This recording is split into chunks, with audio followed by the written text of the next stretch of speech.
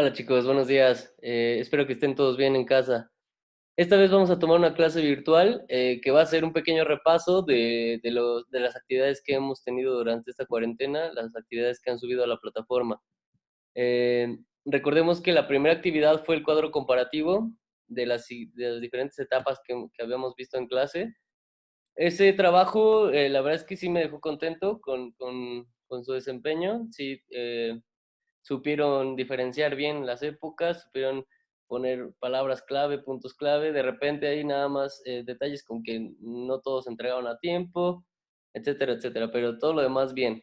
Siguiente trabajo que revisamos fue el resumen del documental de Netflix. Yo quise que se distrajeran un poco y que pues, pudieran ver en video parte de lo que es nuestra materia, que es importantísimo y que a mí ese video me encanta.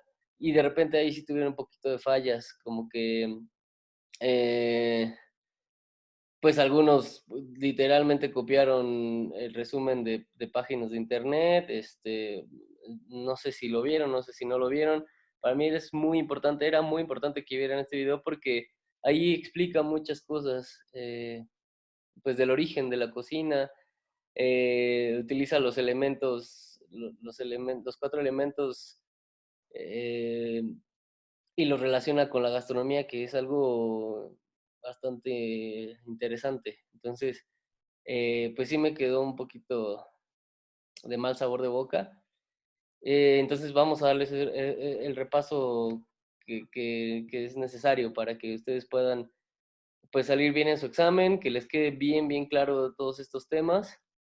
Y bueno, les voy ahorita a compartir mis diapositivas para que podamos dar el repaso, ¿sale chicos? Entonces empezamos.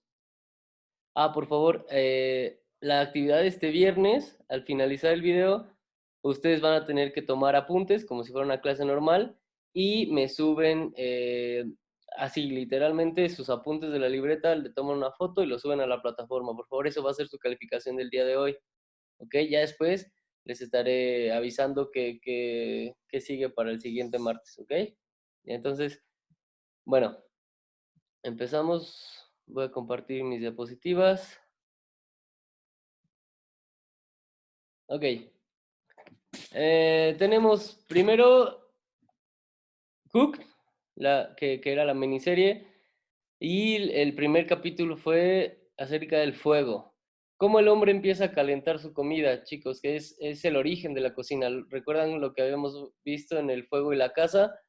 Que es lo que nos empieza a diferenciar del resto de animales, que nosotros empezamos a cocinar, empezamos a calentar nuestra comida y hacemos más fácil el masticarla, dejamos de perder tanto tiempo procesando la comida o masticándola para poder ingerirla, y entonces hace que nos volvamos más productivos, que podamos hacer más cosas. Eh, por ejemplo, en el documental aparecía una serie de una cultura, unos aborígenes australianos que ellos comían lagartos, le llaman en la serie lagartos vigías. Lo que hacían era incendiar los matorrales para que los lagartos pudieran salir, para que no tuvieran dónde esconderse, tal vez. Y ellos empezaban a cazar, hacían madrigueras, sacaban los lagartos, los golpeaban y luego los comían, eh, poniéndolos directamente en las brasas o en el fuego para que se pudieran cocer. Nos habla también de las barbacoas, que lleva largos periodos de cocción. Eh, ¿Qué más podemos rescatar de esta? Eh, Algo muy importante que mencionaba el autor, que es Polan, eh, el respeto, mencionó una parte importante que era el respeto que se le da a los animales que criamos para alimentarnos de ellos. O sea, el que podamos apreciar y respetar el valor de cada animal y por el cual nos alimentamos es valiosísimo y muy importante.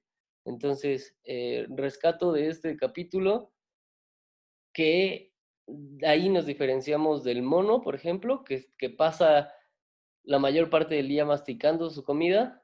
Nos diferenciamos nosotros de que al cocinarla la hacemos mucho más digerible y podemos hacer muchas más cosas. Podemos ser más productivos, podemos, eh, pues sí, desarrollarnos mucho mejor.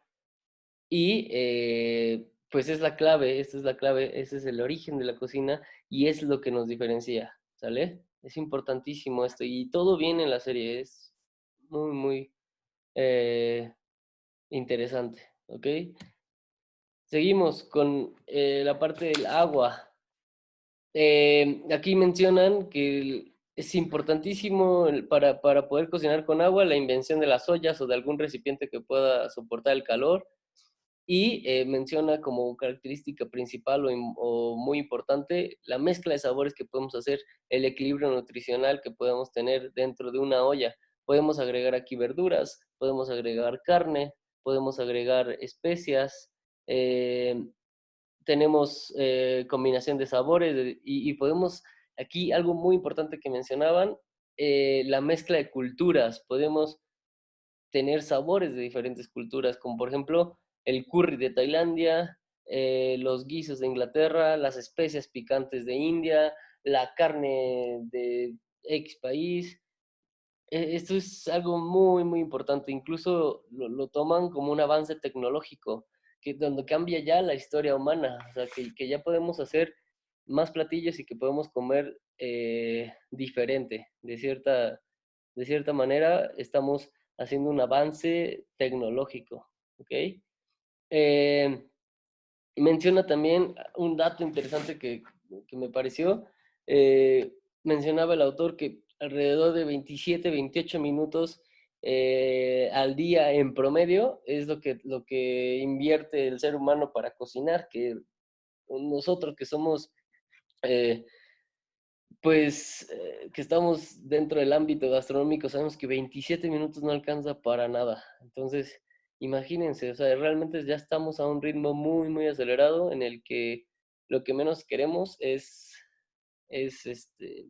cocinar. Entonces, menciona también en este capítulo el auge de los alimentos, de los productos enlatados y procesados. Mencionaba que eran alimentos que se le daban a tropas dentro de la guerra y que, pues al tener muchísimos alimentos que ya no se ocuparon, lo que quisieron fue venderles a las familias que se pueden decir posguerra, las familias que estaban en desarrollo, y se les venden estos productos, eh, pero se venden más bien la idea de poder facilitar las cosas, de decir, ya no necesitas cocinar, el cocinar ha quedado atrás, esto es mucho más fácil, mucho más sencillo, y pues bueno, para una familia en desarrollo en esa época, después de una guerra, pues claro que era muy tentador, ¿no? Entonces aquí es donde empieza el auge de los productos enlatados, de los productos procesados, que para los gastrónomos, para ustedes chicos, debe ser lo peor que podemos utilizar. Siempre recordemos darle prioridad a los productos naturales y cocinar desde lo natural. Entonces, este capítulo en especial me gusta por eso, porque hace énfasis en que se está perdiendo realmente la cultura del cocinar, que en el capítulo pasado vimos del fuego que empezamos a cocinar y que fue lo que nos marcó, lo que nos diferenció. Y ahora, con el agua, estamos ya quitando esa parte de cocinar y queremos hacerlo todo mucho más fácil. Entonces, este capítulo me marcó por eso. Siguiente, el aire. Híjole, era como muy difícil de abarcar. O sea, cuando hablamos de aire en la cocina, realmente tenemos muy poco que pensar, ¿no? O bueno, al menos yo así lo vi. ¿Qué se puede mencionar con el aire? Obviamente el pan, que como lo dijimos en clase, eh, en algún punto de la serie también marcan que fue como una casualidad, que había agua y harina hecha con la molienda de granos, que se mezcló con agua en alguna parte y que con el calor, ya sea del medio ambiente o tal vez de hornos que estaban cerca, empieza a hacer una masa, empieza a crecer y empieza a ser una masa homogénea y empieza a ser comestible. Y de ahí empiezan a tener diferentes técnicas y diferentes ingredientes para poder hacer pan. Entonces, pues esto nos reafirma lo que vimos en clase, ¿vale? Ahora el pan realmente es un sostenimiento de vida para cualquier cultura. Eh, y también me llama muchísimo la atención, la serie se sitúa en Marruecos, en primer lugar, y que para incorporar este aire tienen que pasar por muchos procesos, por así decirlo. Y es el desarrollo de una civilización, o sea, la historia nos lo cuenta, que tiene que pasar primero por agricultores que tienen que cultivar y cosechar trigo, después pasa por los molineros, que en este capítulo podemos ver perfectamente cómo hay una persona específica que se pone a moler el grano con la ayuda de agua, con la ayuda de la corriente de agua, hace que se mueva un aparato pues bastante rústico y con ese pueden moler los granos. Después de ahí, las personas van a sus casas, hacen la mezcla con los granos ya molidos, que a eso los podemos llamar cocineros caseros, y después van a otro lugar con los panaderos para que ellos puedan hornear y tener pues un pan ya bien elaborado, eh, donde ya tiene bastante aire. O sea, por ejemplo, aquí en la imagen podemos ver estas burbujas de aire características del pan, que es lo que lo hace esponjoso, que es lo que lo hace que crezca, que tenga un volumen. Entonces, este capítulo me fascina, me fascina. Eh, dato importante, el trigo es el cultivo más producido en el mundo, es lo que menciona. Y también lo que me pareció muy importante, la referencia que hacen al gluten, que como ya les he dicho, el gluten es la proteína de la harina y que actualmente, si nos damos cuenta, muchos están como peleados con el gluten, muchos productos que dicen que libre de gluten, etcétera, etcétera. Lo que me llamó muchísimo la atención, que solamente el 2% de la población es celíaca. ¿Qué significa celíaca? Que es intolerante al gluten o que les causa alguna alergia. Entonces, la serie también nos dice que realmente la intolerancia al gluten es casi un mito. ¿Y por qué hemos pensado que así es? Porque pues cada vez las harinas son más refinadas. Eh, me encantó ver al panadero que únicamente utiliza agua y harina y les da el tiempo suficiente y el agua y harina hacen su fermentación y solito crea sus levaduras y solito crece y se hace un pan que se ve súper rico. Entonces imaginen eso, imaginen tener un grano recién molido solamente con agua y que esas levaduras de ese grano empiecen a crecer de forma natural. Es algo que, bueno, a mí me emociona muchísimo. En lugar de que ahora pues con toda la industrialización, perdón, se hace una harina mucho más blanca, que se le quitan los nutrientes, que se hace un pan mucho más barato, que hace un pan que no es perecedero en poco tiempo, eh, etcétera, etcétera, ¿no? Entonces realmente lo que ahora nos está cayendo pesado o a lo que estamos siendo intolerantes es a todos los nutrientes que se le quitan a la semilla al procesarla de más. Entonces, este punto me pareció bastante interesante. O sea, el gluten no debería ser algo malo. El gluten es esta proteína que hace que nuestros panes sean elásticos y que, vuelvo a lo mismo, sean esponjosos y firmes. ¿Ok? Habla también de la masa madre y las ventajas de tener una masa madre, que es una masa madre, agua y harina. Como lo explicaba el panadero de este capítulo, agua y harina, no hay más. con agua y harina podemos hacer una masa madre que crece y que solito empieza a crear levaduras y empieza a crear una fermentación. Si recordamos lo que era la fermentación, eh, dentro de que lo vimos en clase, recordemos que la fermentación es el proceso por el cual un alimento se transforma por medio de un compuesto orgánico y que no requiere oxígeno, y que al final el producto final es un compuesto orgánico que, pues bueno, con la ayuda de microorganismos, etcétera, se transforma en otra, con ayuda de un fermento, ¿ok? Por ejemplo, el vino, que es un producto de la fermentación del jugo de las uvas, el pan, los quesos, etcétera, etcétera, ¿vale? Entonces, vuelvo a repetir, fermentación, proceso bioquímico por el que una sustancia orgánica se transforma en otra y que generalmente es más simple y gracias a a la acción de un fermento y que al final obtenemos un compuesto orgánico, ¿sale? Entonces seguimos. La Tierra, me gustó muchísimo, me impresionó mucho también. Tenemos que en muchos de los alimentos que probamos día a día tenemos presentes microbios y microorganismos, las levaduras y las bacterias que salen del propio alimento, que no necesitamos crearlas o implementarlas porque el propio alimento ya lo tiene. La fermentación, volvemos en este capítulo a hablar de la fermentación, que es algo importantísimo. Transformación, que es una palabra clave.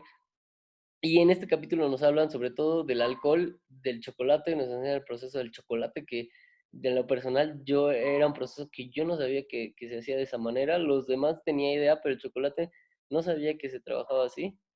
Y el queso, que bueno, eh, la monja que hace ese queso nos da una cátedra de cómo hacer un buen queso, ¿no? Eh, Poland, por ejemplo, cree que este proceso es el más milagroso de todos porque no requiere calor, no requiere un medio de fuego o de calor como los anteriores, sino que simplemente con el paso del tiempo las bacterias del propio alimento se van desarrollando y van cambiando de textura y de sabor algún producto. Entonces esto es fascinante, realmente es fascinante, o sea, es lo que les quería compartir y que ustedes se empapen de toda esta información y de toda esta, eh, pues magia, yo lo llamaría magia, de verdad chicos. Entonces, es lo que yo quería eh, conseguir con estos videos, que ustedes se empapen de esto y se emocionen de verlo, de saber qué es lo que pasa con la transformación de los ingredientes, que al final de cuentas es lo que hace un gastrónomo, transformar ingredientes, ¿vale? Entonces mencionaba el capítulo que con las levaduras y las bacterias y los microorganismos que surgen, podemos encontrar encurtidos, embutidos, quesos, salsas picantes, sake, que es el licor japonés, cervezas, este, ¿qué más? Bueno, el chocolate, que ya mencionamos, eh, y menciona también, importantísimo, los beneficios que tiene a nuestra biología. Todos estos microorganismos, cómo ayudan a nuestra flora intestinal, cómo ayudan a que nuestro cuerpo cree defensas, que pueda resistir cierto tipo de alimentos, etcétera, etcétera, etcétera. ¿Ok? Me llamó muchísimo la atención algo que tampoco había visto nunca, eh, cuando se van a Perú y que las personas mastican la yuca y con esas enzimas que provoca la propia saliva hacen una bebida alcohólica. Eso se me hizo realmente impresionante, nunca me lo hubiera imaginado. O sea, con la misma... Y ellas nos decían, ¿no? Si no se mastica, esto se echa a perder y no sirve. Es algo impresionante, ¿no? O sea, con las mismas enzimas que tenemos en la saliva podemos crear levaduras y bacterias que hagan que nuestro producto fermente y se vuelva un producto alcohólico. Y el chocolate, nos explicaron el proceso, cómo eran las vainas, la cosecha de las vainas, eh, que sacaban la semilla gigante, luego la abrían, raspaban las semillas amargas que eran totalmente blancas y tenían como mucílago, como mucosa alrededor. Y luego las dejaban fermentar, creo que alrededor de 7 días en contenedores muy grandes. Dejaban que todo el agua, o sí, toda la humedad que tuviera se drenara, y a partir de ahí, en el secado, pues trituraban aquellas semillas que tuvieran un color marrón oscuro para que se pudiera hacer el polvo, y de ahí ya sacar el dulce. Es algo que les repito, yo no sabía, y es algo fascinante, realmente fascinante. Entonces, eh, espero que realmente hayan visto esta serie, y si no la vieron y solo copiaron el resumen, véanla, y esta serie es para verla 2, 3, 4 veces. No nos cansaremos. Yo no me cansaría de verla porque siempre podemos aprender más y más cosas. Entonces, eh, ojo ahí, chicos, ¿sale? Bueno, con esto terminamos esta parte de esta actividad, y seguimos con la unidad 2, la cocina europea en el siglo XVIII, que, bueno, aquí hay que mencionarlo, tuvimos un error en el temario. La verdad es que fue error mío. Bueno, el temario realmente tenía un error desde antes, pero fue error mío no rectificar la información y no mandarles el temario correcto. Aquí ya lo corregí. Si se dan cuenta, tenemos ya España, que muchos me decían que la cocina barroca de los Austrias no era de Italia, era de España. Entonces, por favor, corrijan su temario. Es España. Y el reinado de Luis XIV, Luis XV tampoco es de España, ya empieza a ser de Francia, ¿sale? Entonces, ahorita vamos a repasar la cocina barroca de los Austrias, qué significa cocina barroca, todos estos ingredientes que se traen, el reinado de Luis XIV, Luis XV, que es lo que marca la cocina francesa. Vamos a tocar un poco de renovación, un poco del reino de Talibán, y lo demás, el nacimiento de la restauración, el siglo XIX, el siglo de oro y la Belle Époque, lo vamos a ver en la siguiente clase junto con los siguientes temas de acá. ¿Sale, chicos? Entonces, igual para que el video no sea tan pesado, porque eso fue lo que me pasó la vez pasada, que no se subió, no se alcanzó a subir por lo pesado que estaba. Entonces, bueno, empezamos. Primero, importantísimo, y también agreguen en su temario, no estaba dentro del temario, el descubrimiento de América, que es la última actividad que les dejé, la infografía, eh, en donde les pedía, pues, que precisamente esto, ¿no? ¿Qué elementos teníamos eh, dentro del descubrimiento de América, en el que pudiéramos poner los puntos más interesantes o más importantes con imágenes? Entonces, tenemos el nombre principal, Cristóbal Colón, eh, que, bueno, esto es cultura general, chicos. 12 de octubre de 1492, en el que sale del puerto de Palos, y va en búsqueda de, ¿qué? Realmente de algo desconocido, de tierra nueva, ¿no? Realmente emprendió un viaje a bordo de 3 carabelas, si recordamos, la Niña, la Pinta y la Santa María. Esto creo que todo el mundo lo sabe. Te- eh,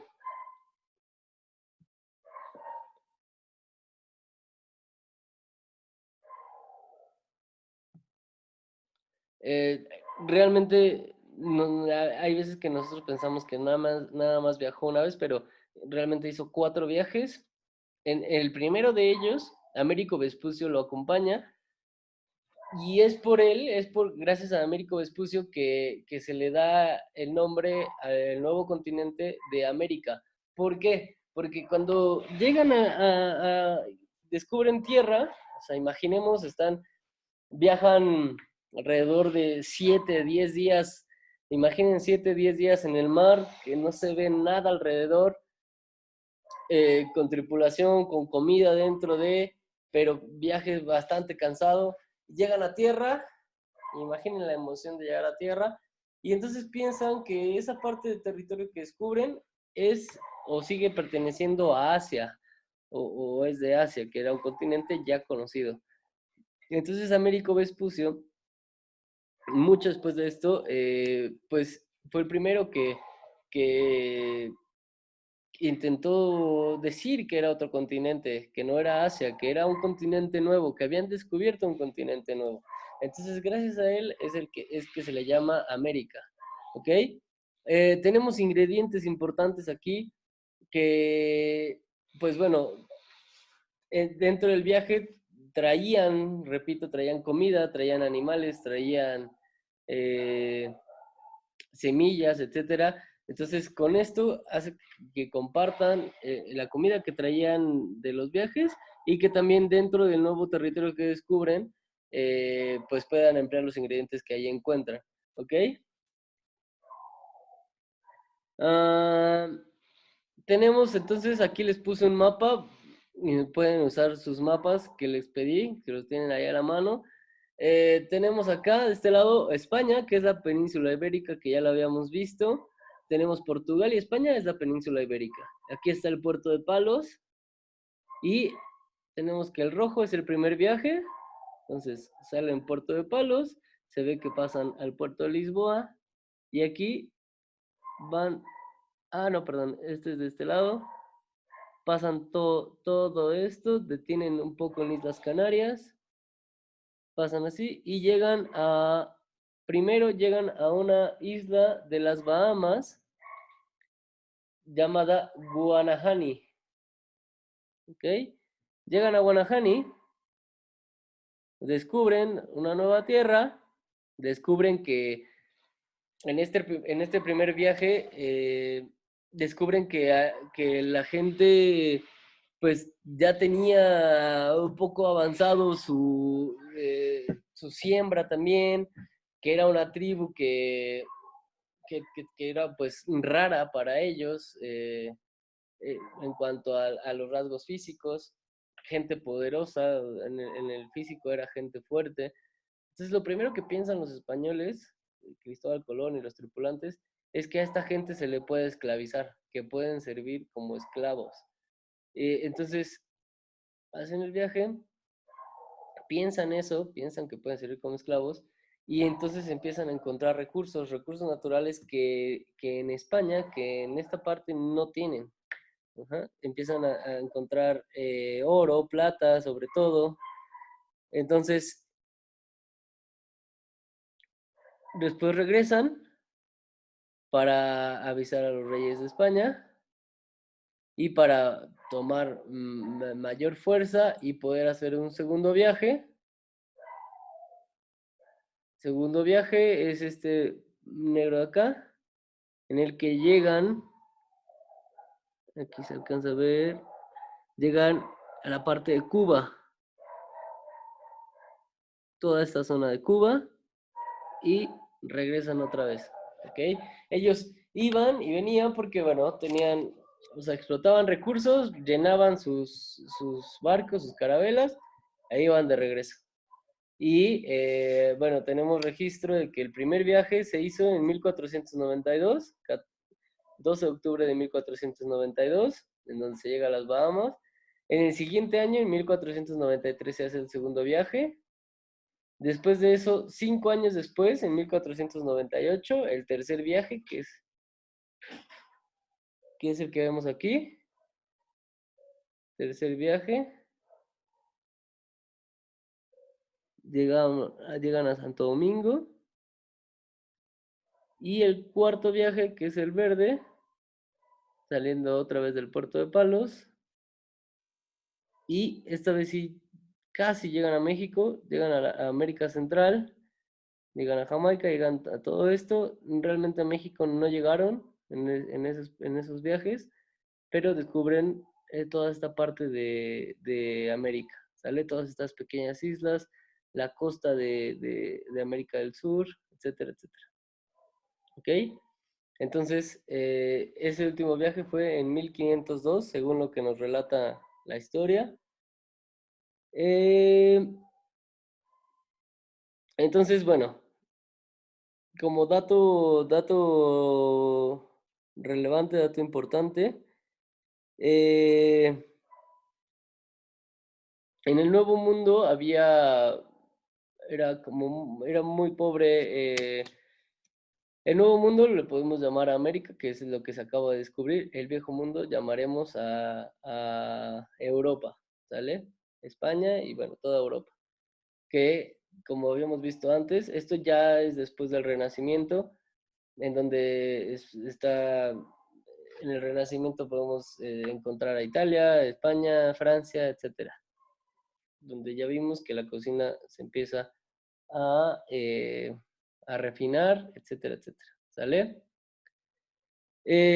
Pasamos al siguiente tema que es el mestizaje culinario, o bueno, mestizaje como así, con la palabra mestizaje, tenemos que encontramos un mestizaje racial, ¿qué es esto? Pues empiezan a, a reproducir personas de Europa con personas americanas, diferentes razas, diferentes etnias, diferentes eh, mezcla de personas, de razas diferentes, empezamos a tener ya diferentes tonos de piel, etcétera, etcétera. El cultural, este se refiere al,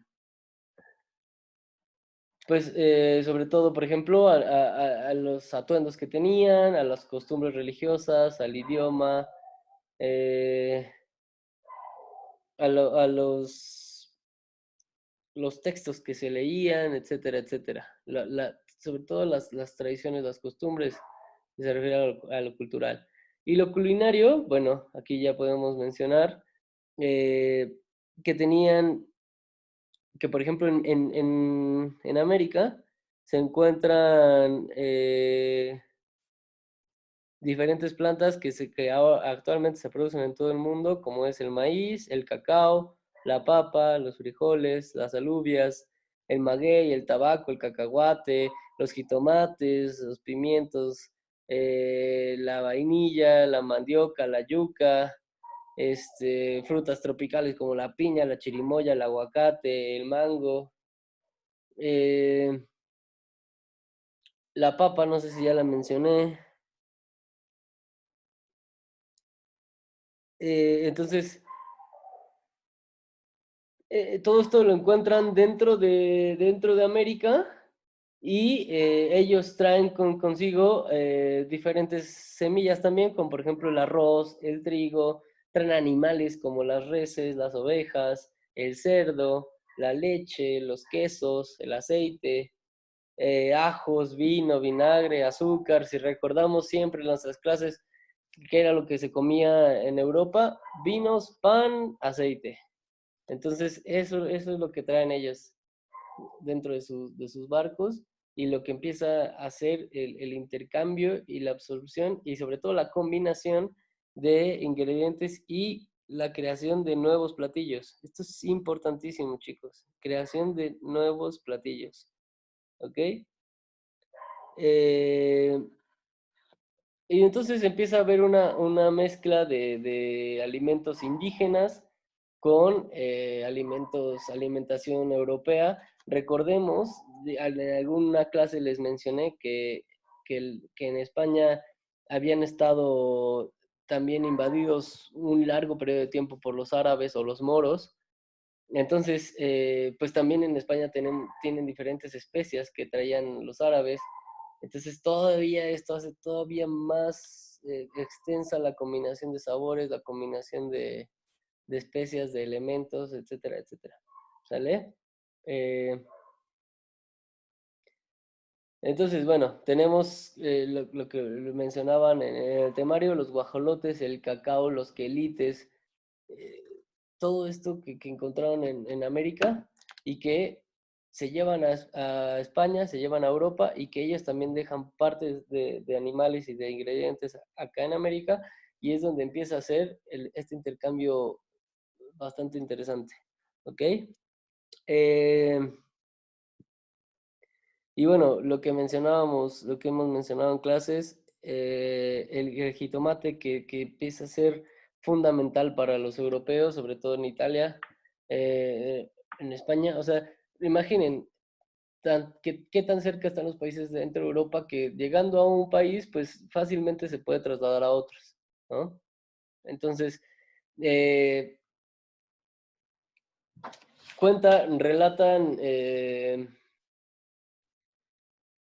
relatan algunos historiadores que este intercambio fue importantísimo y fue bastante extenso y que es lo que hace que tengamos la gastronomía que tenemos ahora y que España y que Europa tenga la gastronomía que tienen ahora, ¿ok? Entonces, esto es fundamental y muy, muy importante para entender nuestra gastronomía, ¿ok, chicos? Eh, Les voy a leer un pequeño fragmento de la crónica de Fray Francisco de Aguilar sobre algunos de los platillos que solían ofrecerse y lo describe de esta manera. Dice que su manera de servicio era muy grande como príncipe muy poderoso. Según su descripción, henchían toda la sala en hileras. Las aves cocinadas de las maneras más diversas, cocidas, asadas o bien guisadas, otra hilera de empanadas muy grandes, que eran las diversas variedades de tamales, que eran de aves, gallos y gallinas, otra hilera de codornices y palomas, los pescados de río y de mar de todas las especies, cazuelas de mole verde, rojo, amarillos y negro, pipianes verde y rojo, barbacoas de ave, jabalíes y de tepezcuintli, cazuelas de gusanos de maguey, escamoles y otros insectos como chapulines y jumiles, guisos de nopales, quelites, verdolagas, huevos cocidos de codornices, gallinas, palomas y guajolotes. También tenían su lugar las ranas, los ajolotes y una rica variedad de tortillas, las cuales agradaron a los conquistadores. Les servían también toda clase de frutos locales y de otras regiones. Capítulo especial era la variedad de postres como los elotes endulzados con mieles, capulines, miel de abeja, caña de maíz, frutas, mamey, zapote negro y blanco, chico zapote, chirimoya, pitayas, tejocotes, capulines y tunas. Todo esto, chicos, es lo que se conoce actualmente o lo que le llaman como la mesa de Moctezuma. Imaginen eso, o sea, y realmente no resulta exagerado decir que había 300 platillos fácil, ¿no? Eh, Importantísimo también menciona en los textos que era una característica de Moctezuma la abundancia y la exquisitez, pero realmente él no acostumbraba a comer muchísimo, él lo que hacía era ofrecer y dar a manos llenas, ¿no? Entonces, aquí encontré algunas imágenes relacionadas a la mesa de Moctezuma, en donde, bueno, podemos ver a muchas personas trabajando diferentes productos, procesando diferentes ingredientes, diferentes alimentos. Eh, Aquí, por ejemplo, esta es una representación me parece que es en un museo, en donde pueden estar todos los ingredientes que se utilizaron en la mesa de Moctezuma, sobre todo frutas, semillas, verduras, etcétera, etcétera. ¿Sale? Y acá, chicos, bueno, esta es la mesa de Moctezuma y acá tenemos la entrada de Cortés en México. Recuerden, no hay que confundirnos. Estábamos hablando que Cristóbal Colón hizo su último viaje en 1502 y Hernán Cortés llega por allí del 1530 1529 aproximadamente. ¿Ok? Y lo que Cristóbal Colón es el descubrimiento de América, y acá Hernán Cortés es la conquista del Imperio Azteca, ¿sale? Como la conquista del Imperio Inca, Francisco Pizarro. eh, entonces es importante que claro esto, ¿sale? O sea, prácticamente 20, 25 años después, 30 años después es que llega Hernán Cortés y que empieza con la conquista y que empieza ahora sí pues con el saqueo, con la matanza, con todo eso. Y el Imperio Azteca ya estamos hablando o refiriéndonos concretamente de México, de Tenochtitlan, ¿ok? Lo anterior, lo de Cristóbal Colón, era América en general, ¿sale? Para que no quede duda de esto. Importante mencionar también, los indígenas utilizaban el metate, piedras para moler, ollas de barro para nixtamalizar el maíz y comales. Y los españoles ya empezaron a utilizar cazuelas y hornos de leña. Entonces, esta mezcla también es interesante, ¿ok? Y es importante que lo tomen en cuenta. Eh, entonces, pongan atención en esta parte. Los productos que se introdujeron a México del viejo mundo, que se introdujeron ya hablando de México, a México del viejo mundo, son carne, leche, huevo y queso. Ese es como uno, hablando de proteínas. Repito, carne, leche, huevo, queso. Luego, trigo, panes. Ese sería otro. Luego, arroz introducido por los árabes. Como menciono, había bastantes árabes dentro de España. Azúcar de Nueva Guinea y que los árabes introducen a España. Y que en México había, que la encontrábamos en Veracruz y en Morelos, pero bueno, también traen azúcar. Luego, cítricos, sobre todo la naranja, importantísima esta parte. El ajo, la cebolla, que ahora son fundamentales en cualquier parte, si hablamos de gastronomía. La canela y el clavo de olor que llegaron de Oriente. ¿Ok?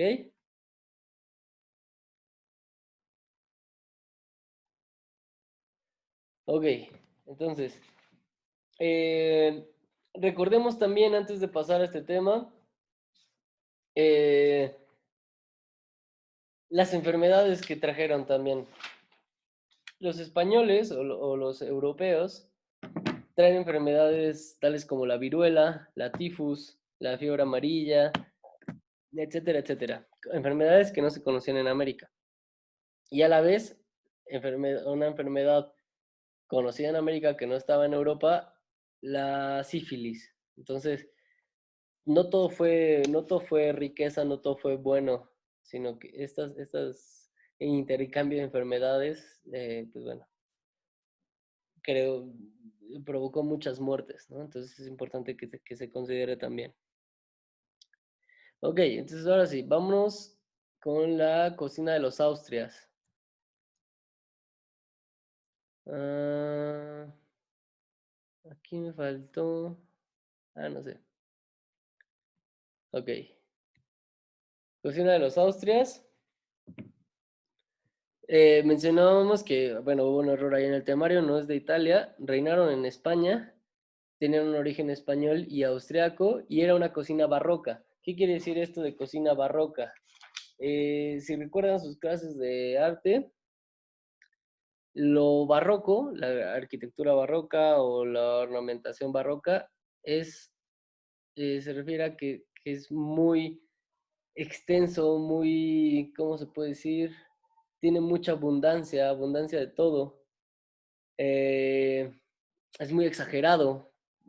Por ejemplo, aquí se ve una imagen, todas estas grecas, incluso los atuendos y todo esto es de la época barroca, ¿ok? Entonces, al decir cocina barroca, estamos diciendo que es una cocina que tiene abundancia de todo, incluyendo también, obviamente, las aportaciones americanas, ¿sale? Eh, entonces, ya para terminar esto de la cocina de los Austrias, que se complementa con el mestizaje culinario y el descubrimiento de América, es una cocina barroca, abundancia, que incluye estas aportaciones americanas.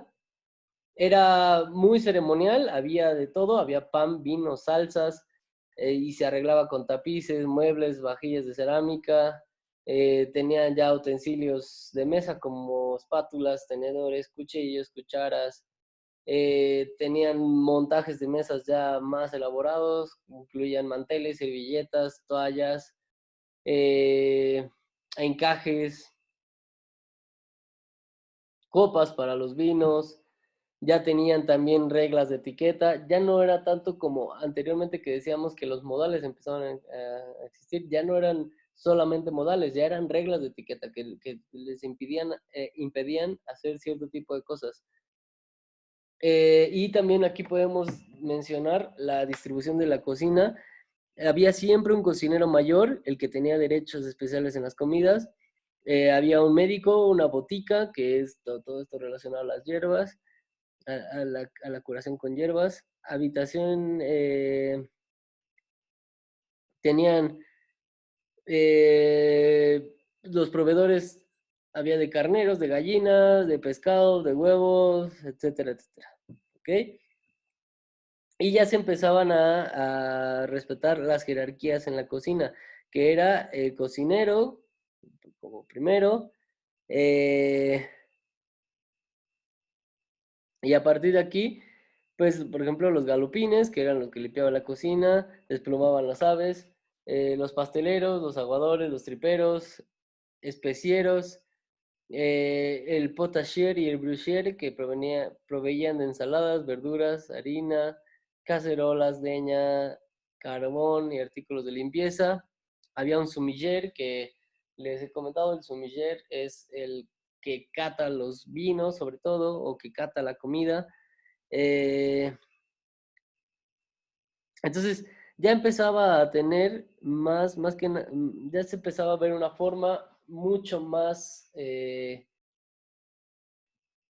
relacionada a lo que tenemos actualmente, ¿ok? Tenían también el encargado del saucier, o sea, de las salsas, de los guisos, de la fruta, etcétera, etcétera. Ya había encargados para todo, ¿vale? Entonces, podemos concluir que la cocina europea en esta parte del tiempo, en esta etapa, tenemos refinamiento en la mesa, que las manteles, que ya había manteles, perdón, que las comidas eran más pequeñas. En España se empiezan a crear diferentes platillos nuevos, eh, y pues creo que nada más, ¿sale? Entonces entramos directo a Francia. Francia. Tenemos a Luis XIV, importante, el Palacio de Versalles, que gracias a él fue que se construye. Tenemos que dentro de su reinado se conoce la salsa española, la olla podrida, que es un platillo típico español, pero que se va a Francia por toda esta mezcla de culturas también dentro de Europa. La olla podrida, interesante este platillo, es un estofado o un guiso de frijoles, de alubias, con embutidos, ya sea chorizo, tocino, carnes frías, etcétera, etcétera. ¿Ok? ¿Por qué olla podrida? Viene de una palabra que se le conoce como olla podere o poduere, que significaba que era para los más poderosos. Esos platillos era para la gente más rica o de mejores recursos. Y después, por el cambio de dialecto, de lenguajes y todo, al final se queda como olla podrida. Aunque también relataban en algunos textos que se le podía mencionar así también por la apariencia que tenía de fruta demasiado macerada o podrida, ¿sale? También en esta parte, en el reinado de Luis XIV, eh, se conoce o se fabrica el hojaldre como lo conocemos gracias a Claude Gillet, banquetes exagerados, y en esta parte es donde aparece Vatel, que ya gracias a la exposición de Andy conocemos su historia, en el que en uno de estos banquetes exagerados, por su desesperación, se suicida por no tener el banquete completo. ¿Ok? Libros. El que mencionábamos, el de Pierre de la Varenne, que es el Le Cuisinier Français, en donde habla de diferentes carnes grasas y magras, en donde acompaña con diferentes especias y también relata varios platos de pescados. Siguiente, Nicolás de Bonfons, escribe en 1654 Las delicias de la campiña, en donde habla de frutas y legumbres, postres y carnes, pescados, etc. Y el tercer libro de Pierre de Lune, que fue escrito en 1656, en donde escribe o relata las formas y métodos para preparar carnes, pescados y aves. ¿Ok? Importantes estos tres dentro del reinado de Luis XIV. Aquí tenemos la olla podrida y a Luis XIV, que importante como dato relevante, mencionaba que era un glotón y que comía muchísimo, que comía 4 platos de sopas diferentes, un faisán entero, ensalada, una perdiz, una pierna de jamón, otra de ternero, dulces, frutas, confituras, o sea, la pasaba comiendo todo el día y comía con las manos.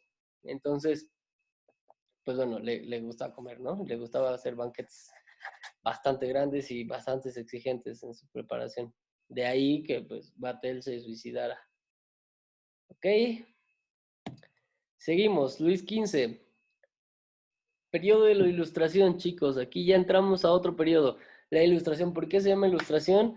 Eh, empieza la ciencia a ser una parte fundamental en la historia y empieza a tener, pues sí, precisamente mayor auge la ciencia y empiezan a dar explicaciones cada vez más pensadas, empieza a haber gente mucho más intelectual, mucho más inteligente. Esta es una imagen dentro de la ilustración. Y no porque sea Luis XV y el otro Luis XIV, significa que fueron seguidos. Recuerden que los reyes podían tomar diferentes nombres, entonces hay una gran cantidad de años entre uno y otro.